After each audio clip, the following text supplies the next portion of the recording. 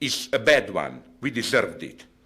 Often it's better a bad message than no message, because even if the message is bad, what you nonetheless gain is a dialogue with the meaningful universe. It still means things have a global meaning and so on and so on. So that's my first theoretical point. Let's go now on. Undoubtedly, at least some of you would, if we were to be immediately in a dialogue, would have reacted to what I've said, saying, but this is not what I directly or how I directly experienced the film. It's not open. Yes, and now I come to my second crucial point. The level at which this logic operates, this obscene, I claim, beliefs, it must have had a meaning, is not the level of our explicit beliefs. It's the level of what? I will describe this level now, briefly referring to what I developed in some of my books. Namely, I would like, in kind of case of professional solidarity, referring to a philosopher who 3 days ago lost his job, refer to a well-known contemporary American philosopher who elaborated the relationship between what we know and what we don't know.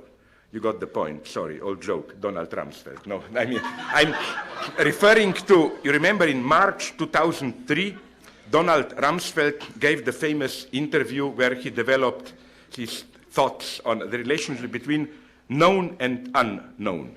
Here it is, the quote. There are known knowns. There are things we know that we know. That's clear. Like, I don't know, I'm here at Calvin College and I know that I'm here. I know that I know that. Then he goes on.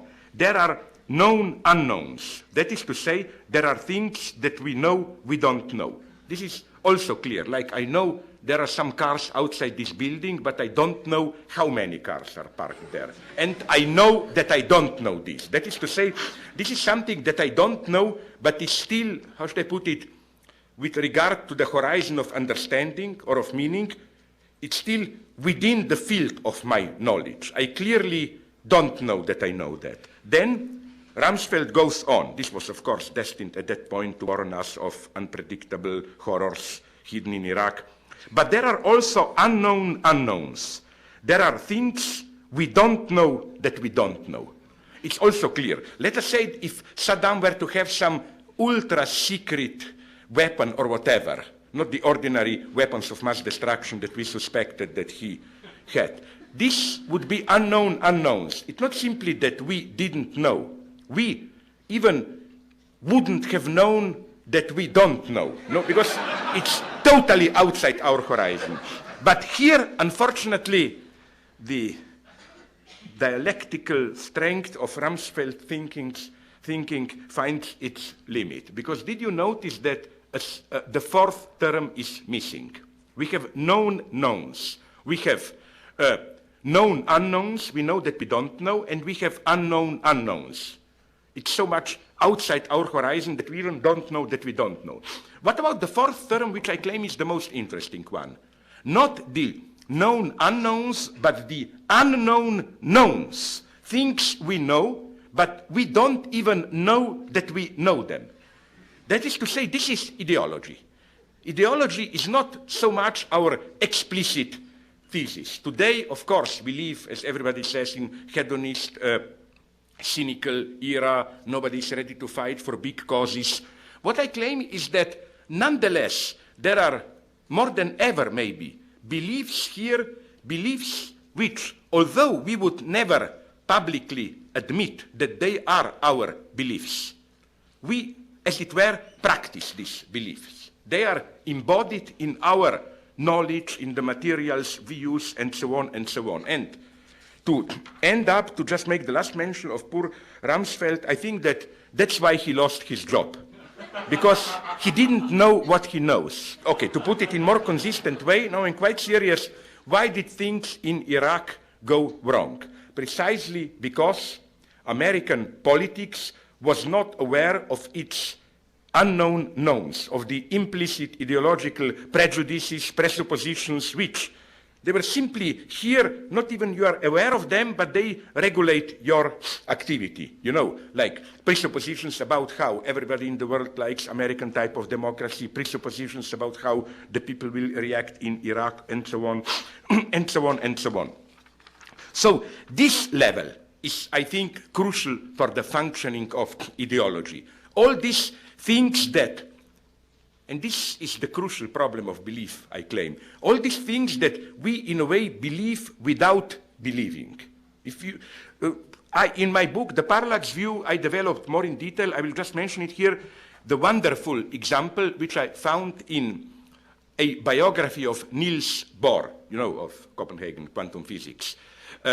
Niels Bohr, incidentally, was also the guy who, I think, provided a wonderful right answer to Einstein. You know that Einstein's well-known phrase, which reflects his distrust in quantum physics, God doesn't play dice. Everybody knows this. But you know what was Niels Bohr's answer? Don't tell God what to do. I mean, it's the correct. Okay, this is even a more beautiful story. A friend visited Niels Bohr in a countryside house and noticed above the entrance door a horseshoe.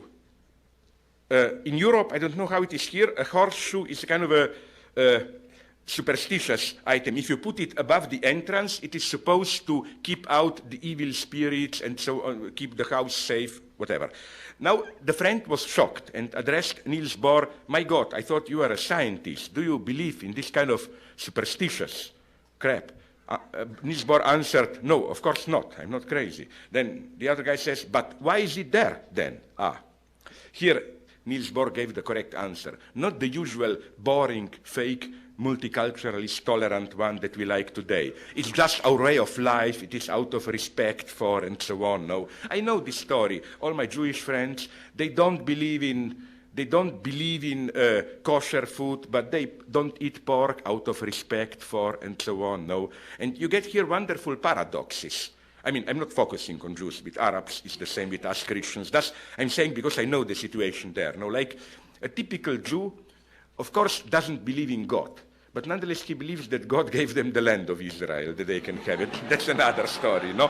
But what I want to say is, so what is then the answer, not this politically correct, of Niels Bohr? Why do you have it? It's a wonderful one. He answered, of course I don't believe in it, but I have it there because I was told that it works even if you don't believe in it. That's ideology today. You don't have to believe in democracy. You practice it.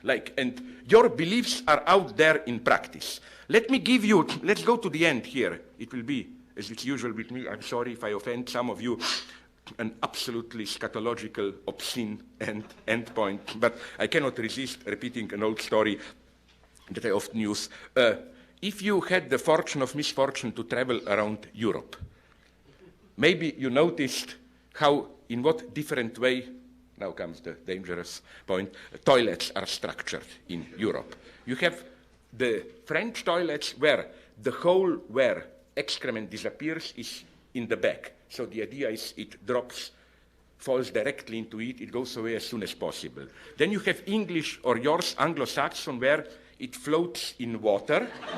Then you have the German one, which is the most obscene, of course, which is that the hole is in front, and you have just a little bit of water in the hole, so that most of the bowl is a kind of a plateau. The idea is your excrement falls there to enable, it's an old disgusting German tradition that every morning you should inspect your bowl, sniff it, and so on to see, look for any traces of illness. If you don't believe me, go and look. It's quite a cultural shock.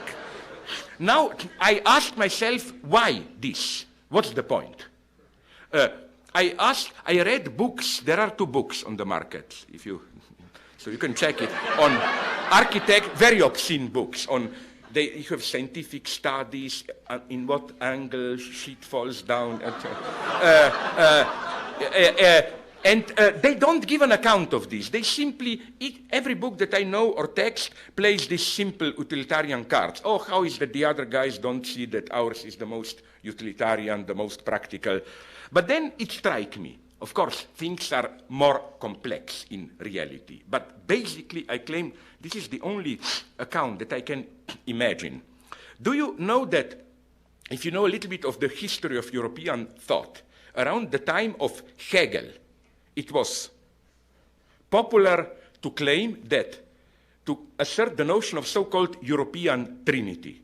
The idea being that Europe, as a spiritual entity, is structured around three poles. Each of them stands for a certain nation, for a certain political attitude, or attitude towards life, and for a certain level of social life. Germans are politically conservative. The level of life is poetry, thinking, contemplation. French, politics, level of life, domain of life, politically leftist revolutionary. English, economy as a sphere of life, and moderate liberalism as...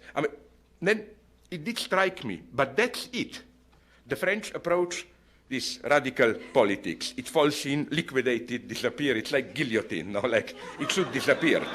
Anglo-Saxon, pragmatic. Let it flow there. We will solve the problem. Germans, of course, poetry and contemplation. You contemplate, you look at... Now, crazy as this may sound, but believe me or not, in a way it is true. Let us say, that's my point, serious point that I want to make. Are you aware how it's easy to say, oh, no ideology and so on. My God, you go to the toilet and you sit on ideology, how should I put it? That is to say, even such the lowest of the lowest vulgar everyday object cannot be accounted for in direct utilitarian terms. It is structured like this because it's the most appropriate, but embodies certain very fundamental attitudes towards what is one of the big problems of life. What to do with this embarrassing excrement that comes out of our body. And this is not a secondary point.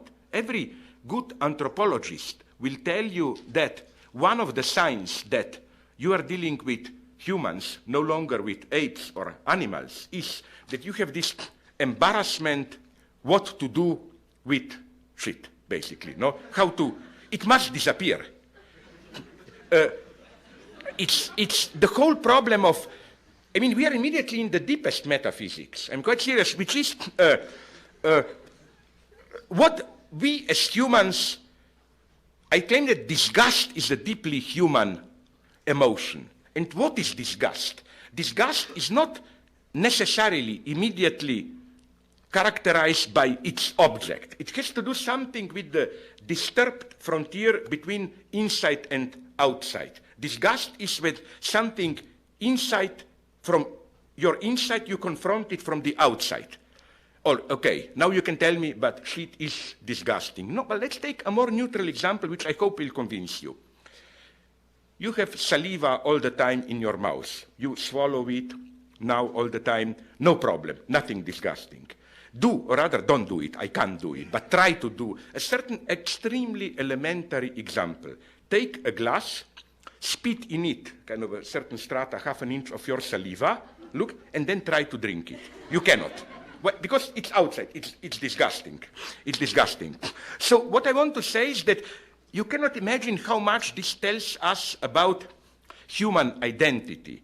The point being that at a certain level, precisely at the level of Rumsfeldian unknown knowns, we do not perceive ourselves in this most elementary phenomenological self-experience. We do not perceive ourselves as beings with depth. The depth is spiritual, not bodily. I claim that when I look at you, I somehow abstract the fact that beneath your skin there are pretty horrible things, all the blood, bones, whatever. When I look you into your eyes, head, I behave as if there is some kind of a soul spiritual presence inside, not the stupidity of biological machine.